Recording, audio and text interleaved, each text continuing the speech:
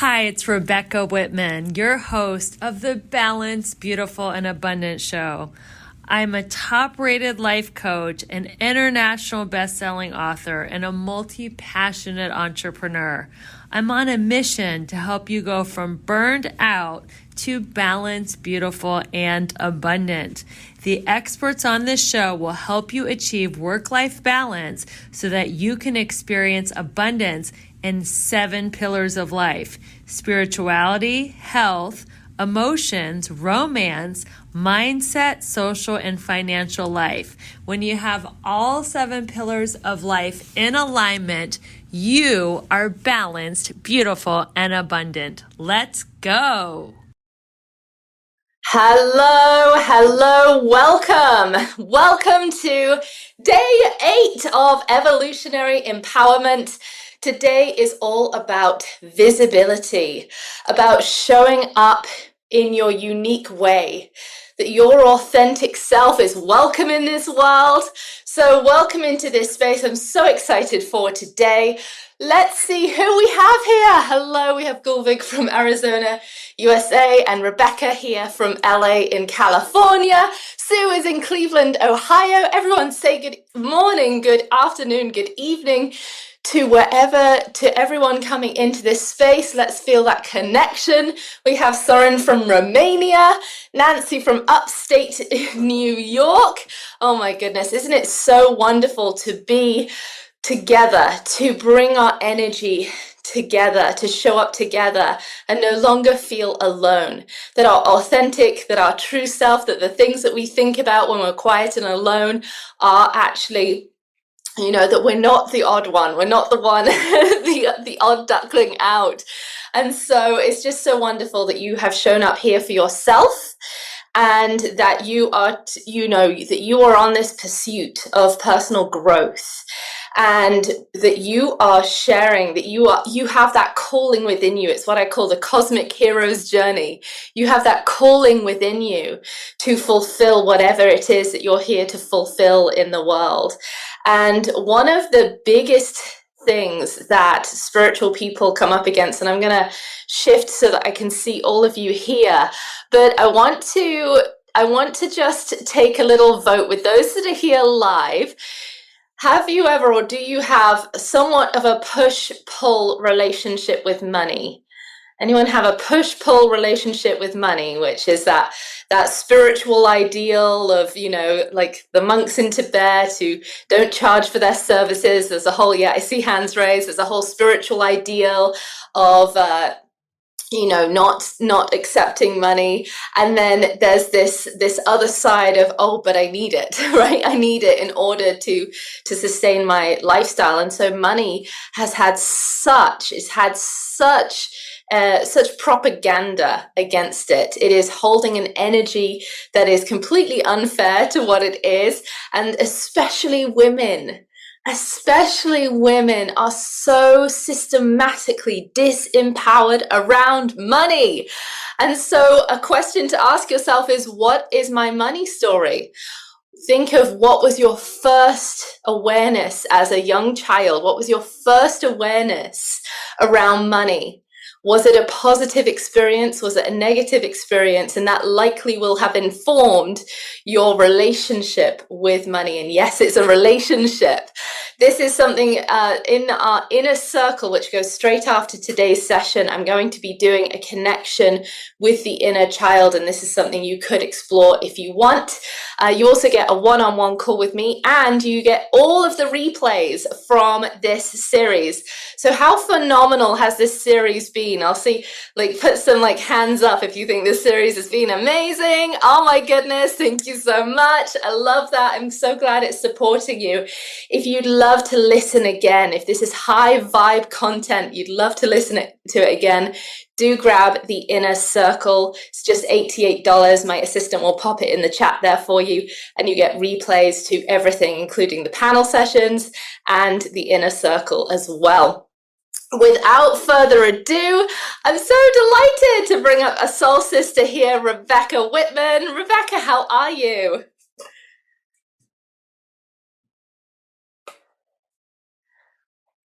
I am so excited to be here. It's wonderful. I love the energy of this group. It's international. It's incredible. Thank you. We're so happy to have you.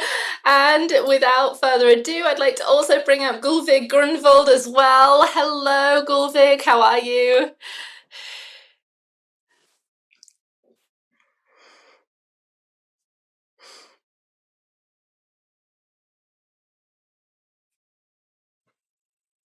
There we are. Hello, everyone. I'm so excited to be here. I love the energy of this group already.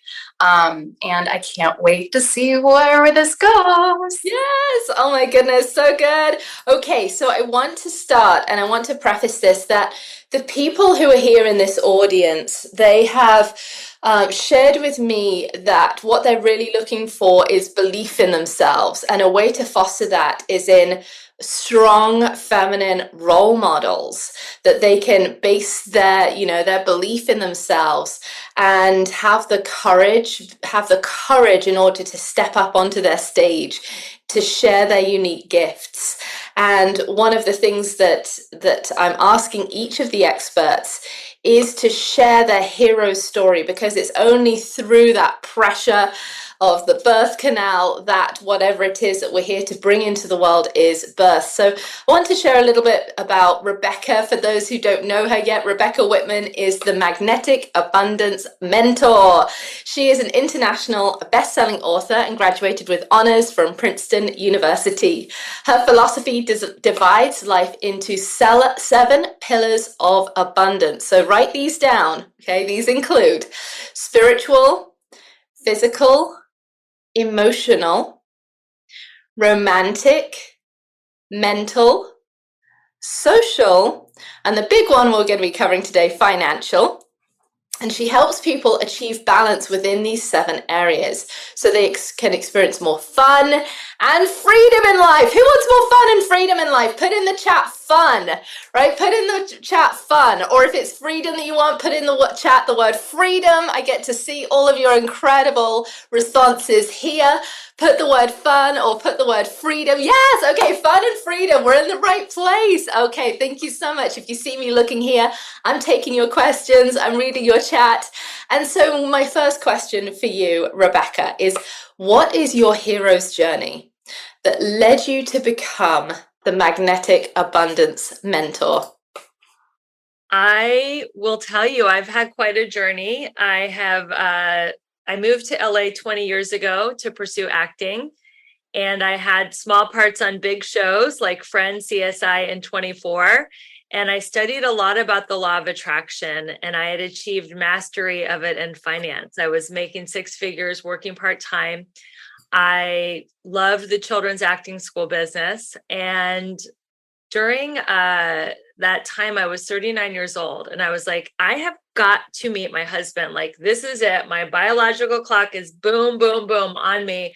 So I picked a man that I would not have married had I not had that biological clock ticking and social pressure to get married and have a kid. We got married. It was a very painful relationship. It was toxic, emotional abuse, constant criticism of me and everything about me from head to toe and everything I did. It felt like I was running the marathon of life. And instead of cheering me on, he was like, you look fat in those shorts. Watch out for that banana peel. It was very painful. So I decided to file for a divorce after 3 years of marriage. And as my divorce was proceeding painfully because he would not move out, my dad was dying. And in one of the last conversations with my dad, he said, Rebecca, I want you to write something. I don't care what you write, just share your life philosophy. So my dad ended up having his funeral on a Wednesday. My divorce was finalized on a Friday. And it was a very painful time in my life, but I used my 7 pillars of abundance to keep going and keep showing up. And a few months later, I was sitting in my financial planner's office, and he's like, Rebecca, I'm looking at your finances, and you've had your best fiscal year ever. You actually became a millionaire, yet I know you lost your dad in your marriage this year. So I think you should write a book and empower women on what you did to be so resilient. And that's when I wrote the book, how to make a six-figure income working part-time, which has led me to coach women to go from burned out to balanced, beautiful, and abundant.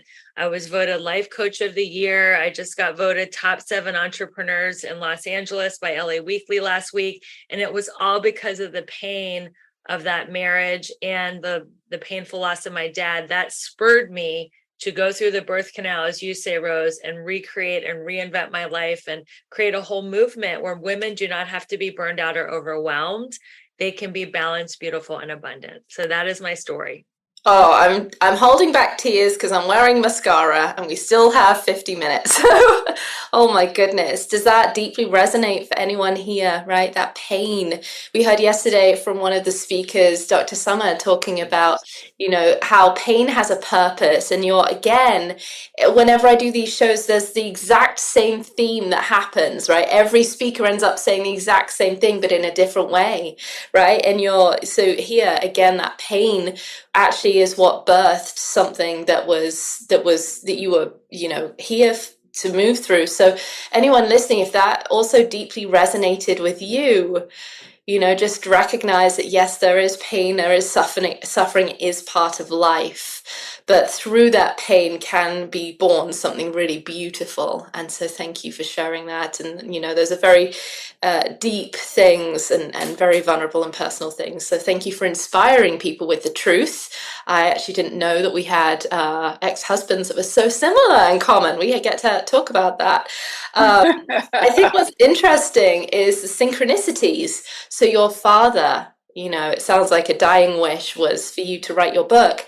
And then here is your financial planner saying, hey, write your book. And I'm pulling that out because the universe gives you whispers, right? It gives you the messages, and can you see them and not brush them off as coincidences, but really see they are synchronous. I mean, I don't know, your belief, but, what if your father was moving through the voice of that financial planner? We don't, or if it was a synchronicity. Yeah. So powerful, so powerful. I have a follow-up question for you, but I do want to introduce Gulvig. So Gulvig helps people remember their joy, purpose, and freedom by reconnecting to nature and healing wounds from the past. She has over 20 years of experience and has guided hundreds of individuals. She sees that when people have the guidance and support that aligns them with their joy, this can take them from victim to victorious. So they are free to live a life on their own terms. And so I'm sure this was not always easy for you, Gulvig. So what is your hero's journey to inspire our audience that led you into it supporting women to find their purpose through joy? So my story begins at the beginning. And so I came from a very unusual childhood. I was born and raised on a carnival. My parents owned a carnival, and I learned how to grow up very quickly. And so even though I was given a very good work ethic, it was incredibly imbalanced. I learned how to be a really good workaholic. And that translated into my 30s, working myself to the ground. And I ended up in 2008 in foreclosure. The man that I had been with for 10 years decided he wanted to go live in South America. I didn't. And I ended up moving to Arizona to live with my mom and start over. And through that murky, through the veil kind of feeling out what came next to me, because I had no idea. I had no idea what my purpose was. I had no idea what freedom even really felt like. And I had a vague idea of what joy was. And quite frankly, exploring what joy was the thing that gave me, I'm getting emotional. It gave me the life raft that I needed to align with my purpose. So my perspective is when we are aligned with our joy, that's what aligns us with our purpose. It can act as a compass to align us with our purpose. And the byproduct of that is freedom. So we have kind of some misunderstandings in this culture as to what joy is. We are spoon-fed distraction and entertainment as joy. And so a lot of the work is inner child healing and start unpacking what really lights you up. And even if it has nothing to do with your actual career, it will align you with the purpose and it will align you with the prosperity. And then that ended up into a 20-year career starting at age 35, where now I am helping other people find their purpose, their truth, and their freedom. And I'm working on a book called The Spirit of Money, Meet the Goddess That You Work With Every Day. And that is a book that I channeled through teaching an entrepreneurial course for intuitive guides and spiritual coaches. During that class, as soon as the topic money came up, it was fine when we were talking about marketing. It was fine when we were talking about anything about business. But as soon as money came up, the entire vibe of the class shifted. It was like this kind of body language. And so I went home and I was like, Spirit, you got to tell me, like, how am I supposed to teach about business if we can't talk about money? And within 45 minutes, I had an epic tale of the goddess money. And essentially, the gist of it is to push her away and to demonize her is essentially like demonizing a victim. And because it's not money that is the fault. She's a victim of control, power, and desire that's run amok, just as we are. She's part of the hierarchy that we're part of. And so to heal her is to embrace her. I can't wait to ask you more about that. We already have my new friend Shannon, who's also one of our speakers, posted in the comments like, ooh, where can I pre-order that? That's exactly what I asked you, Gulbeg, when you mentioned this book, right? Clearly this, again, is something that was here to be birthed through you. And I want to ask you more about that, but thank you so much for sharing that. What I really heard there is how you felt like you had to grow up too quickly, and what that can do for the inner child is push down and ostracize that part of us that does enjoy fun and experiences the true authentic joy. And that is just, those are the parts that are creative. Those are the parts that are typically divinely feminine, that are oppressed within us and cast into the shadow. And so, you know, being parentified as well myself, I completely understand that journey of, you know, reclaiming our innate joy and what truly brings us joy. And I love that you brought up distraction. So for our audience, I think a way to, you know, maybe write that down is, what brings me joy versus what is a distraction? What am I distracting myself with? We can get a great dopamine hit buying something new, right? Buying some clothes or something like that. But what has sustaining joy in our life? What truly lights up our soul? And I want to ask you more about that.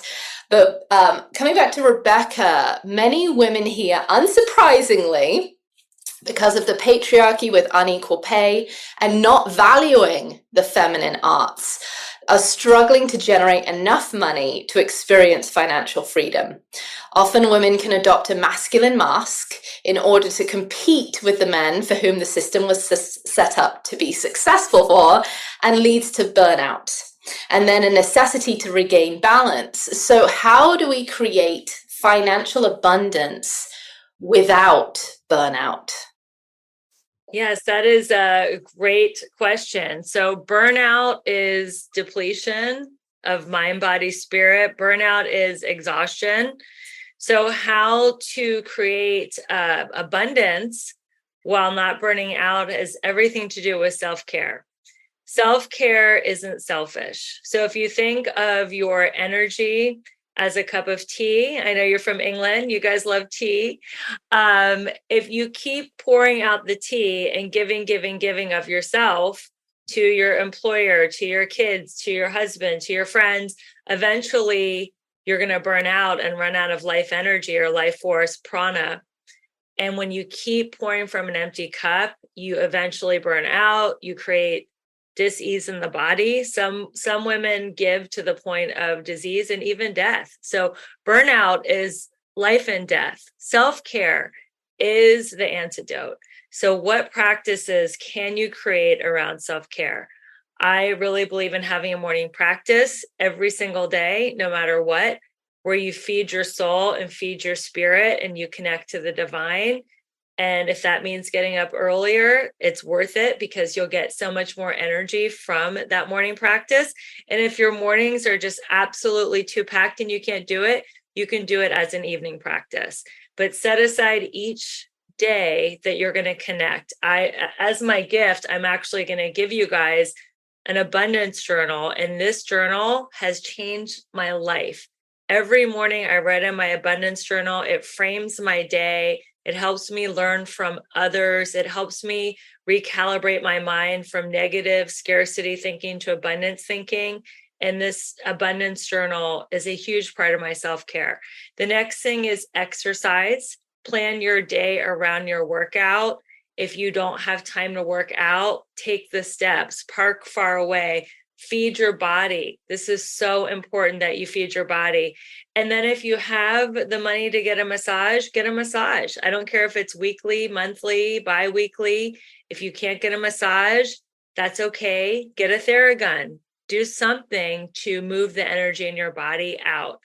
Take baths, stretch, do yoga, meditate. Self-care. When you do self-care, you're refilling that teacup, and then you can go out and make money and be of service and be a great friend and a great sister and a great wife and a great mom. So self-care is how you do it. And then the other part is setting up your schedule where you have boundaries around your self-care, so you don't say, oh, I've got a meeting, I got to this, I have to skip my workout, I have to skip my massage, I have to skip my meditation. Having strong boundaries around your self-care practice. And that's so hard, especially for women, right? How can people make that switch if they do believe it's selfish to take care of themselves? Because I think as much as maybe in this, recent age, we might be hearing, okay, self-care comes first, put boundaries around ourselves, but there's still the conditioning that still is very deeply ingrained. And so what could someone do today that's listening to just, take that first step of reframing, of shifting that, of really understanding that it is actually selfish to give to everyone else first and deplete yourself and not give your gifts into the world, right? What can someone do as a first step today? When you think of it, women are programmed to give, and that's being a good woman, being a nurturer, being a giver. What is something that you could do today is to realize, don't do anything out of fear, obligation, or guilt. Because when I show up out of fear, obligation, of guilt, because I should or because I'm supposed to, I'm not truly showing up as my feminine, radiant, beautiful self, because I'm showing up with an attitude of obligation. And we know what that feels like. And that's not actually helping anyone. So I would say, unless something is really lighting you up, and unless something is a heck yes, don't do it. Walk away from the heck maybes, and definitely walk away from the heck no's. And it does take a lot of strength, and it does take a community of other women like this one that are also showing up only when it resonates with them. So I would say, look at your calendar, and if you're doing something out of fear, obligation, or guilt, cancel it. And you don't have to explain yourself. You don't have to justify, defend, or explain your no. Somebody invites you to something and it doesn't resonate. You don't have to say, oh, I got to do this, I got to do that, I'm so sorry, I wish I could go. You can just say, thank you for inviting me, I'm not able to go. And that would be a great place to start. I love that. I love that. And I saw Gulvik was like, yes, right? So the real takeaway there is that, you follow that, it's that inner, what I call the inner compass of does this uplift me, or does this deplete me, right? You put it like, does this light me up, or am I saying yes to this out of obligation? Because that energy will show up with you, right? Yeah. And that is magnetic, that is divinely feminine, absolutely. So Gulvik, there is this push-pull energy that I was talking about that happens with money that is especially prevalent in the spiritual and healing arts world. We have many people in the audience who want to step up and become entrepreneurs, share their healing gifts with the world. And more so this happens with women around than men. Can you provide everyone listening with clarity around what money actually is, right? And how it has been victimized, and how to connect with money healthily. Money is the physical embodiment of creation and relationship. So with money, we have a reciprocation where there is a relationship or a commitment or contract that is provided, regardless if you're buying a therapy or you're buying a cup of coffee. There is a commitment that the one party is agreeing to something else, and you're agreeing in return to give them a contract in the form of money, as well as going into a relationship, even if that relationship is just going through the drive-through.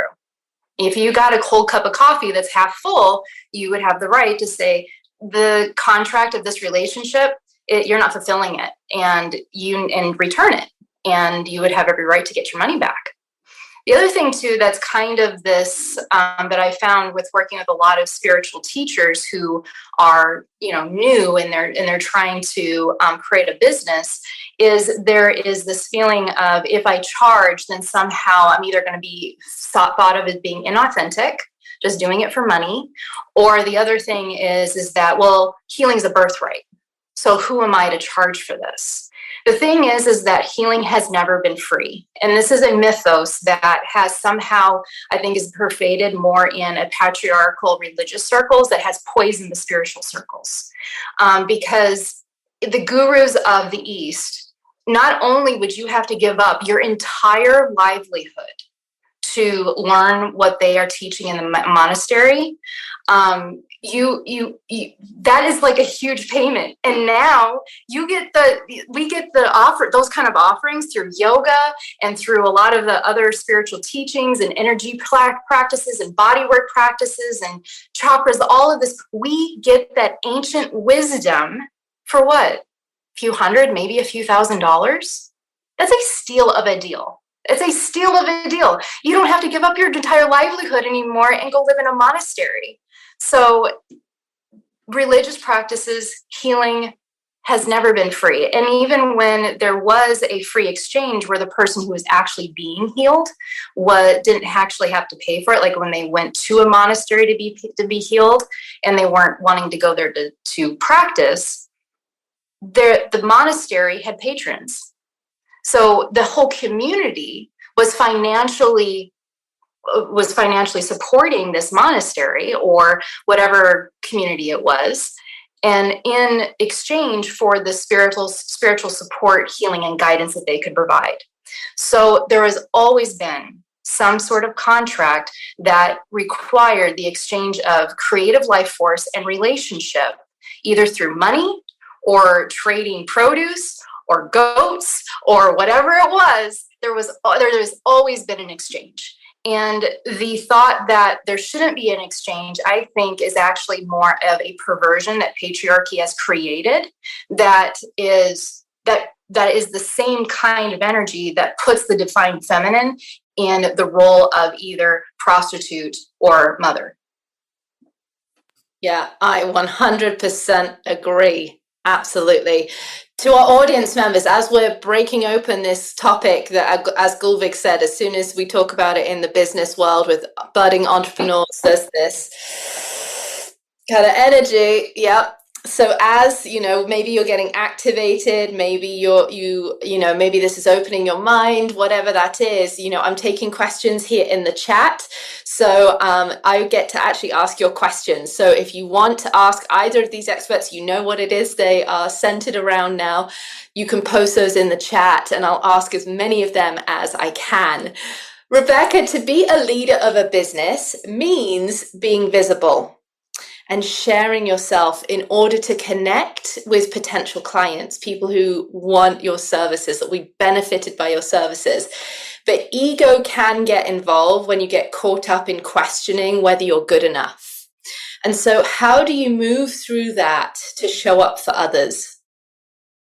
Yeah, that's a worthiness question that I think a lot of women struggle with as far as visibility and showing up on social media. And I would say, first of all, do it messy. I am a recovering perfectionist, and I would not do it unless I thought I could do it well. But in order to learn a new skill, which is more visibility showing up online, you and I had to learn to do it messy. And I would say that done is better than perfect. I am striving for imperfection today. I used to strive for perfection. Now I strive for imperfection. So if I strive for imperfection, I can hit the ball out of the park every time. I like saying to myself, I am not a mistake if I make a mistake. I also like to say that failure is the fertilizer for success. There is no failure. I either win or I learn. So that is how we learn, is on the path of being a successful entrepreneur. Failure is part of the journey. And we have energy around failure like it's bad or it makes us wrong or feel small. It's just information to learn from. And the information is totally neutral, and it's designed to help you get to your next step. And I also like using an acronym NATO. I try to stay NATO, not the government institution, but NATO means not attached to the outcome. I am in the action business. God is in the results business. So I take the action, I show up, I give, I'm of service, and that's it. The results are up to God, and I have faith that whatever the results are, they are for my highest good. And I will tell you that this affirmation has really helped with my conversation of not enoughness. And it's, I am enough, I have enough, I am willing to set myself free. I am willing to set myself free from not enoughness. How free would you be if you didn't have that conversation? How outrageous could you be? How much fun could you have? How playful could you be? And those are all qualities of the divine feminine. Yeah, beautiful, beautiful. I love that one, not attached to the outcome, which I love that as a philosophical teaching of Buddhism that I always reference and is so powerful, especially for me in business, to practice non-attachment. And I think that is really great in how to take action, because something I didn't share with you, Rebecca, but you answered it right here, is so many people in the audience are struggling to take action. And so when we have that pressure of being perfect, which is conditioned into us, especially as women, then it really inhibits us, right, from being able to move forwards. But if we have that, do it messy, or striving for imperfection, or that right downer, right? I win or I learn. I win or I learn. Both are great, right? You either succeed or you gain the wisdom, right? And so not attached to the outcome, I think, is so powerful in being able to move. So the great question to ask is, what is it that you have, what is the pressure that you're putting on yourself? And how can you shift that expectation and see how that opens up the capacity to move within you? Gulvig, so many women are dissatisfied within their cultural heroism of the patriarchy that leaves a nagging sense that something with their soul is unfulfilled. So what I mean by that is, they go through those preconditioned roles. You just talked about the mother, right? So in the patriarchy, what's typically allowed is the maiden, the mother, and the wise woman. If we deviate from those and embody different paradigms of feminine energy, then it is much more of a cosmic hero's journey. But the path of, maybe we get an education, maybe then we get a job, right? And it's a very specific job, like a nurse or a secretary or whatever those things are. And then, it's kind of this trajectory of maybe then I get married, then I have children, and then I stay at home and whatever that is. But it can lead to this emptiness, this hollowness, this nagging, and that nagging is what I call the cosmic heroism, being nagging within you. So how can we get clear on our purpose and take action on it? So it is a process, and there's a couple of different pieces to that. One would be inner child healing is usually at the foundation of that journey, because the reason why a lot of folks have a hard time aligning with their purpose or having clarity is because joy, a lot of us have experienced growing up that joy is one of those things that just kind of gets pushed to the side, especially once we go into like school age and we start learning that what's really valuable is discipline and being told what to do. And I find it very interesting that we, at least growing up in the era that I grew up in, I think things are changing a bit now, but traditionally we have a system set in place where we invite children to be very rigid, to stand in line and to, respond to bells. And we like, it's very much designed to create good factory workers. And then suddenly, when we're 18, we're supposed to be these self-manifested, aware adults that are aligned with our purpose and can speak our truth and be in our full authentic greatness. And that is not reasonable. So it's not your fault.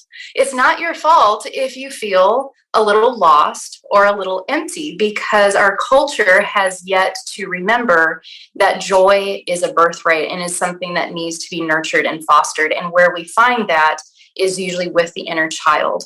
And I have a process that I call trance therapy that helps to unlock what the inner child has to say and what it is that they need to feel loved, supported, and integrated. So powerful. And I see so many questions for you in the chat that I get to come back and ask you there. And so that what I really heard is that the inner child is where the joy resides. And so we've been, like you said, factory workers in the Industrial Revolution, we made to be good little workers, right? Now we can be replaced by AI and robots. And so now it's interesting to see if we're going to have a renaissance of the healing arts now that those things are automated. But yeah, it totally makes sense, right? It absolutely makes sense. And so to go in and reclaim those lost parts of ourselves is the pathway to reclaiming our innate joy. I love that. Rebecca, many people here want to start a business. How on earth could someone start a business? I think I want to hear some questions in the chat. So if you are wanting to start a business, like what is your question? But where did you start? Did it come through, you talked about having a 6-figure side income, right? Working part-time. How on earth did you create that? I'm sure everybody here is dying to know. Yeah, so it starts from having an aligned life and not putting money first, which is counterintuitive because I have 7 pillars of abundance. People think I'm going to make a ton of money, then I'll have time to work out and hire a trainer, then I'll look hot and I'll meet my soulmate, then we'll go on spiritual retreats and we'll socialize with other couples and be happy. And the 7 figures of I'm so excited about money. I'm saying 7 figures now because of Golvig's chat. This 7 pillars of abundance will help you create a 6-figure side hustle because you are balanced, you are magnetizing, you're in your feminine, you're not in hustle.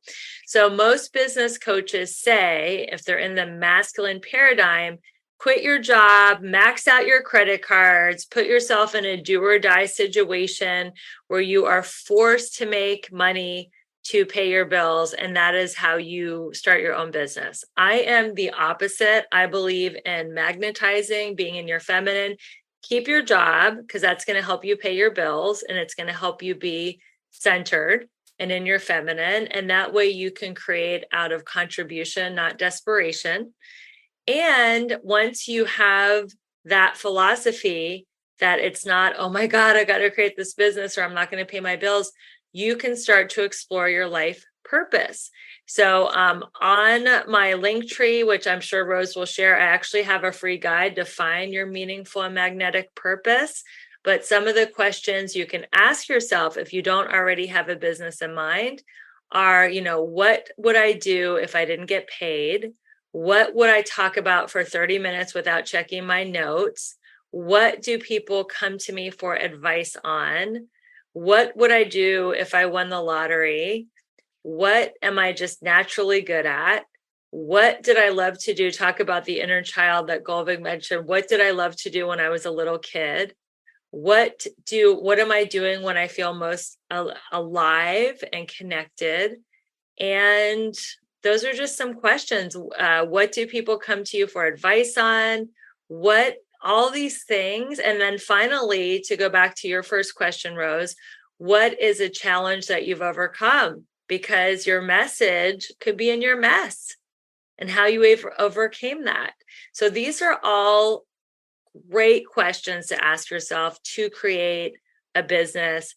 And then it's just following a coach like myself who has a program, Create a Six-Figure Side Hustle, following a system and strategy to launch that business with the schedule and the income you have to invest in it, and then sticking to the schedule. I feel like time blocking is everything when you're launching a six-figure side hustle. And I like to call them power hours, setting up your power hours during the week where those are the hours you're focusing on your business. I don't care if you have 5 hours a week, you can launch a business in just 5 hours a week. And it's just about sticking to those hours and having fun while you're doing it. Having fun gets it done. And if it's oh my God, I got to do my power hour, you're not going to stick to it. So get excited about your vision. What are you creating in the long term? Some of the tasks are mundane, but getting excited about your vision, having a power hour schedule. And these are some things that can start you on the path toward launching your six-figure side hustle. I love that.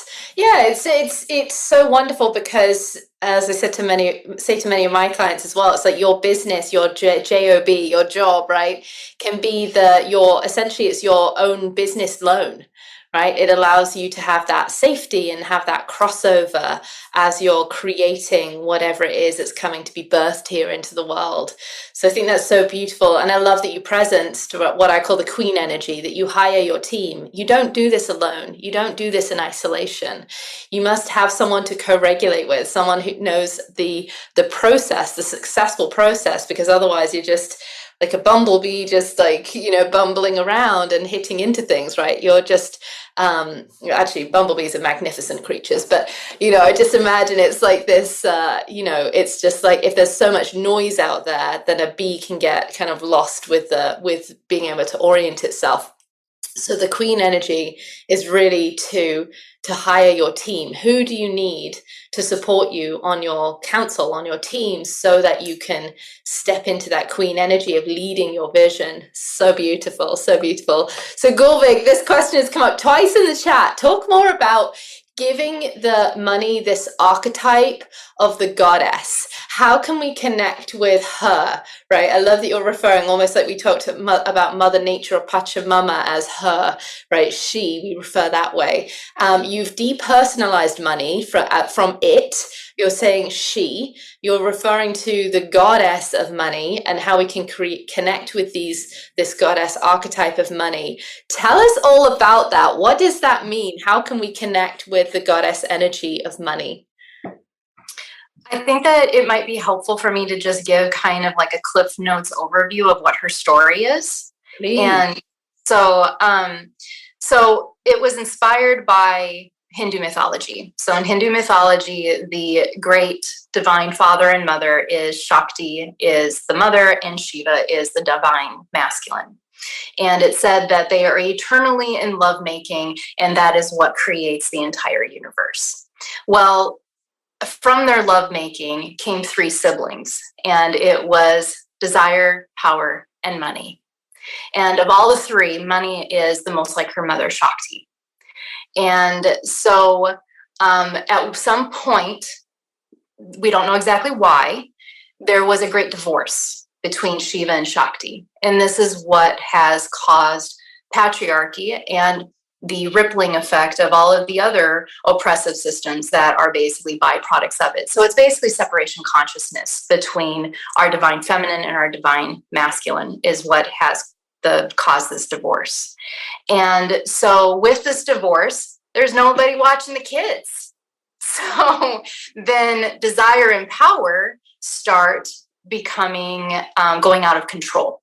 And money has the ability to channel, she's the only one, she can channel her other two siblings' energy to manifest and create relationship. So they essentially kidnap her and they traffic her so that they can have more desire, more power, and create this vast palace to their own egos. And so the way to rescue her and all of us is to first connect with the sacredness of money. Money is sacred. It's a sacred energy, and there's no coincidence that throughout time, vital resources and creativity and beauty are all represented typically by the same goddesses. Lakshmi, for example, is a goddess of beauty and wealth. Freya, the Nordic goddess of the Norse, she is the goddess of fertility, abundance, and wealth, because in that time, how many cattle you had was a symbol of your wealth. So now we have different symbols, but it's the same energy. So time and time again, we see that the goddesses that are associated with nature and beauty are also associated with abundance. And that's no coincidence, especially when we see this same pattern showing up time and time and time again across cultures and across time. And so to connect with her and to heal that is to be really conscientious about how we channel our money. And this is one of the reasons why it's really important to know what gives you joy and what's a distraction. Distraction by itself isn't bad. There's nothing wrong with sitting down and watching a funny movie after a stressful day. But if it becomes a crutch that we're leaning on because something vitally inside is aching with emptiness, then something's off. Now we're supplementing something that's vital to our being with basically something that's empty. It's distraction. So learning what your joy is and then aligning your money to support that is how we heal that. And it doesn't have to be perfect. We can get really over analytical when it comes to honoring the sacredness of money. It's really easy to get into this trap of like, oh, like I better not buy that because of, whatever, because of an environmental concern, like, oh, I really love that clothes, but is it made in a sustainable way? And we can and it's not bad to ask those questions, but what we really need to be asking ourselves is, what is the best way that I can channel my money that will support my actual joy? Do I really need that garment? Is that garment going to really give me joy? Is it going to stay in my wardrobe in a way long enough for it to really give me joy? Or is it something that I'm buying simply to, put a Band-Aid on a gaping wound? So that's how we heal money. That's how we align with her. Was that so helpful to everyone that was watching and listening about, personalizing the money as divinely feminine, as goddess energy?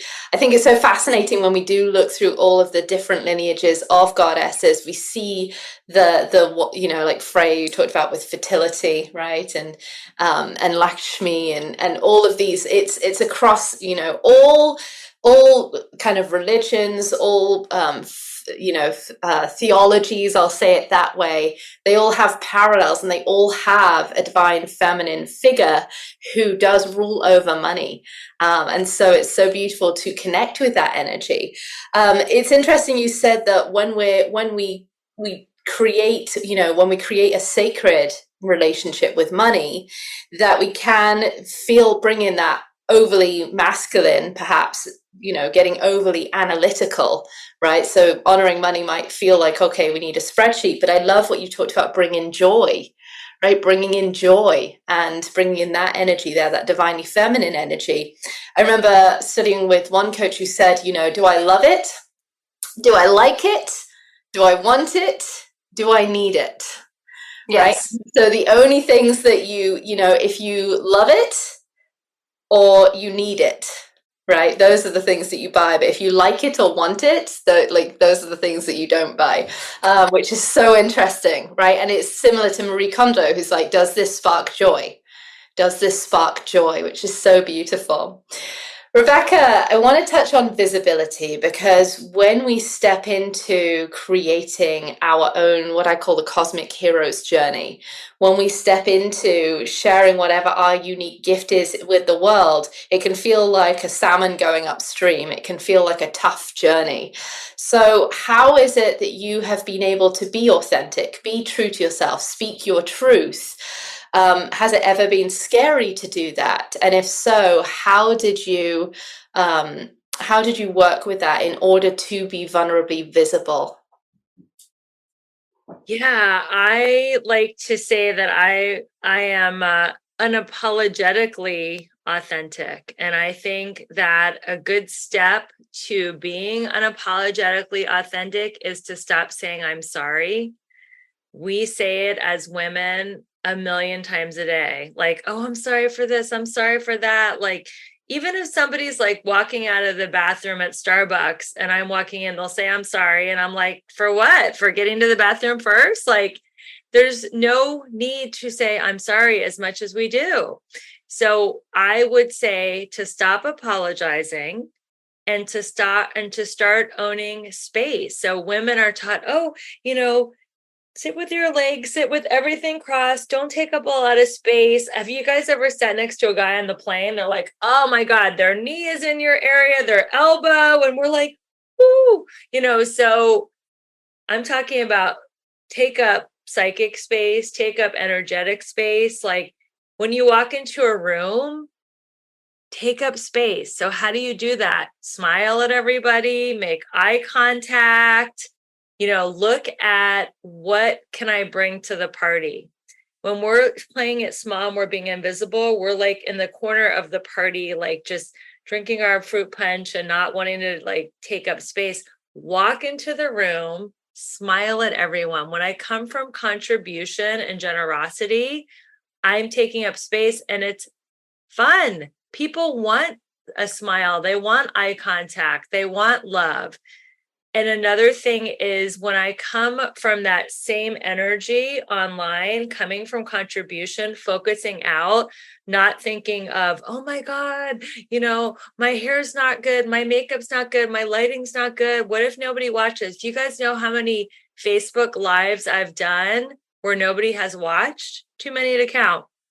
Do you know how many videos I've done that have gotten 0 views and 0 likes on YouTube? Too many to count.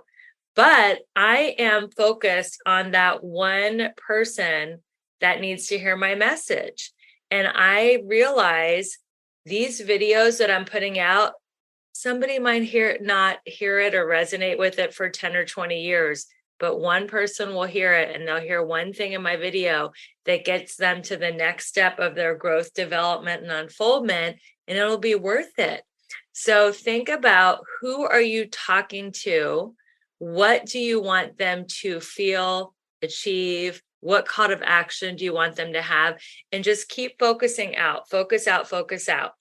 Do not worry about the results. Again, to talk about what I mentioned earlier, be of service, be in your vision, focus out. And something you can do today is listen to yourself. And when you apologize, think of something else to say. Like if you're late, oh, I'm so sorry for being late. You can just say, I acknowledge I was running behind, but I'm excited to be here now. And that is my opinion on being more visible and unapologetically authentic. Yeah, you get to take up space. You get to take up space. You were not born on this planet for no reason at this time.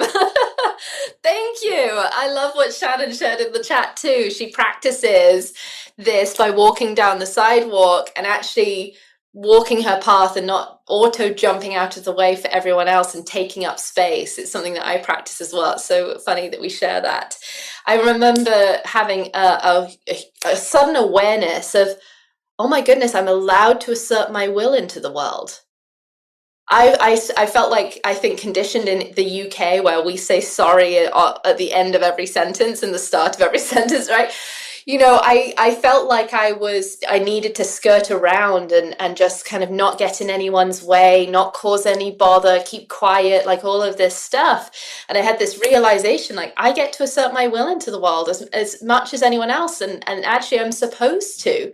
And there's not it's not a mistake I was born at this time in this world, right? I'm here for a reason. And so I love that you get to take up space and do it for the one person.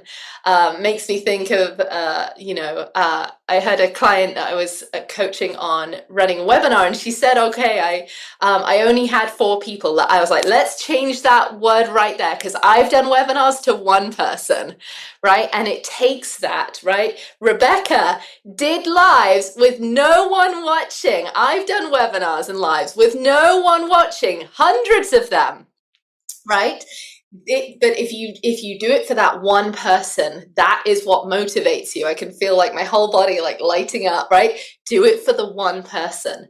Do it for the one person, right? So motivating. Gulvik, do you want to jump in on that, on being visible? What is because you're talking about goddess energy, you're talking about the spirit of money, you're talking about things that may not be mainstream. So how do you work with being visible? Feel yourself, queen. Feel yourself. Yes. And so, like, basically whatever you have to do to feel like a diva. We kind of like demonize this term diva, whereas it's like, oh, you're entitled, you feel, like, but you're like a snowflake. But diva was actually at one point in time a very glamorous opera singer. Like, she let her voice sing. It was her job, her duty to be seen and to be heard in all of her greatness and all of her glory. So embody that archetype, be that diva. And if somebody says, oh, you're a diva, like, yeah, thank you. Mm-hmm. Own it. And sometimes, like, I know this sounds really cliche, but like sometimes, they say fake it till you make it. It's not going to feel natural at first. If you're not used to taking up space, there's going to be some growing pains to that, because your energy is literally expanding. Like, you are growing. So anything that you can do to make yourself feel beautiful, to make yourself feel empowered, to make yourself to step in, even if it's something you have to imagine at first, whatever that is. The one thing too about your mind is that it doesn't know the difference between your imagination and reality. Anything that you emotionally feel creates a chemical response in your brain. So anything that you can do to feel like you really own the space around you, do it. Play with it, explore. Yeah. The one thing on the free gift that I'm giving is the 5-minute heart healing. Something I do every morning, and your entire auric field is the engine of that is your heart chakra. And so this particular meditation, that it literally takes 5 minutes at the most. It helps us align with gratitude, which I know also sounds cliche because we've all heard that gratitude is the attitude of joy, but it literally does help to fortify that field. And it also aligns us with abundance and empowerment versus lack, scarcity, and victimhood. Beautiful. So everyone watching, it's posted in the chat. Make sure you grab Gulvik's free gift of that heart opening practice so that you can actually work with this, right? As you're expanding your energy field. Thank you so much for sharing that. That's in the link. If you're on the replay, it's right underneath the video. Rebecca, what is your free gift and who is it for? Who should grab it? I met a woman named Janet when I was at a 12-step meeting, and she's like, this is how you write a God journal. And I started doing it that next day. I've now added a couple journal prompts, and I call it my daily abundance journal. And it has changed my life. I have so many volumes of it that I could just like fill a room, and I do it every day. It helps me learn from my journey. What am I learning? What am I working toward? Learning from others, acknowledging myself, acknowledging others. There are some journal prompts in there that will change your life, and you'll have a practice of learning how to switch your mind from scarcity to abundance. And you all get to have that journal. It is an amazing gift, and I'm so excited for you guys to write in it and share with me what came up for you and how your life is shifting and how you're quantum leaping using this tool. It's an amazing, amazing tool, and I'm excited to share it with you guys. Thank you so much. Thank you so much. Oh my goodness, these go so fast. I'm so grateful to every single person who showed up here today, whether live or on the recording. Thank you for bringing your energy. Thank you for sitting through what may have been an activating or uncomfortable conversation so that we could learn the truth and we can break free of the shackles that would hold us down when we know inside there is a part of us that is yearning to be expressed. And so thank you for showing up for yourself. We're going to continue this conversation in the inner circle next. If you want to join us, the link will be posted right there, as well as if you want replays, right? If you want lifetime access to this series, wow, so powerful. I myself will be going back through and listening to each one and taking, I mean, these are kind of notes that I'm doing every day, but I will be going back through and taking more notes, right? Because there are pieces of gold in here. And when we can go back, it's what I call like my A+ students, right? They show up live and then they go and watch the recording, and I do that too. So if you want to get the replays, you can do that when you grab your inner circle ticket as well. You get lifetime access. I want to thank you, Rebecca and Gulvig, for doing your work in the world, for being visible, for being abundant, for breaking the shackles of the patriarchy, for being authentic to who you are. It is no easy journey. And thank you for presencing the pain that you went through, the starting again that you went through. Thank you for sharing that. Oh, I have tingles everywhere, because it empowers people here that are on a similar journey. So thank you for persevering. Thank you for being resilient through that journey. Thank you for sharing yourself. Thank you for that courage. Thank you for modeling that for us. I want to give each of you an opportunity to say final words before we complete today. Rebecca. Thank you for your kind words, Rose. I really acknowledge them. Thank you for all the beautiful women that are on a path of personal growth and that are part of Rose's lovely community. Rose is a beacon of transformation. I'm so happy to call her a soul sister. My final words are to follow the light, follow the love, go where the love is. Don't go to dark places and deplete yourself. Go where you are welcomed and loved and celebrated. You don't have to convince anyone of your worth. You don't have to convince anyone of your beauty. If you find yourself convincing, you're talking to the wrong person. People that are meant to be in your world as lovers, as friends, as business partners and clients, they will see you and they will acknowledge you and they will lift you up and love you. So follow the love. And that is my final word. Thank you. Thank you for the reminder there. And Gulvig, final words before we complete today. I don't know how I would follow that. That was so beautiful. Thank you, Rebecca. And thank you, Rose, for creating this beautiful sacred space and for healing and camaraderie and community.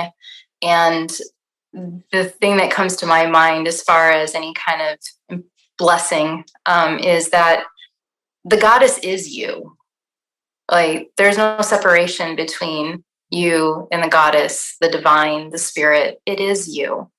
And when you celebrate yourself, you're celebrating the divine spirit and you're allowing love to shine through you. All love starts with self-love. So be well, goddesses. Thank you for that reminder. Everyone, unmute yourselves. You can say thank you. You can just unmute, speak, say thank you to these speakers. I'll see you again tomorrow, 10 a.m. Pacific time, 1 p.m. Eastern time, 6 p.m. British Summer Time for our penultimate session. Oh my goodness, we're getting to the end of it. Thank you. Thank you Thank you so much. Thank you so much. Thank you so much. very much. Incredible. Thank you. Thanks, everybody. Thank you, Rebecca. Thank you, Gulvig. Bye. Thank you, ladies. Thank you for accepting Rose's invitation to this day. Thank you very much. Bye. Thank you so much for listening to the Balanced, Beautiful, and Abundant Show. I am your host, Rebecca Whitman, taking you from burned out and overwhelmed to balanced, beautiful, and abundant.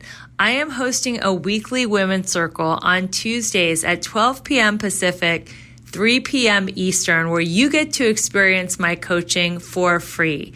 It is open and it is amazing for accountability, support, and community. All you have to do is go to the link in bio to reserve your spot, and I can't wait to meet you on a live Zoom call. I also am having an amazing summer promotion called the 5-Day Drop. Lose 5 pounds in 5 days, guaranteed. It's a great way to detox your body. It's a metabolism reset, and it will help you feel balanced, beautiful, and abundant all summer long. So make sure you go to the link in my bio to learn about the 5-Day Drop. I am so appreciative of you listening to my show. The best compliment you could ever pay me is to rate, review, subscribe, and share with a friend, because I know you know other people who want to go from burned out and overwhelmed to balanced, beautiful, and abundant. Thanks again for listening, and I look forward to seeing you on the next episode. Bye.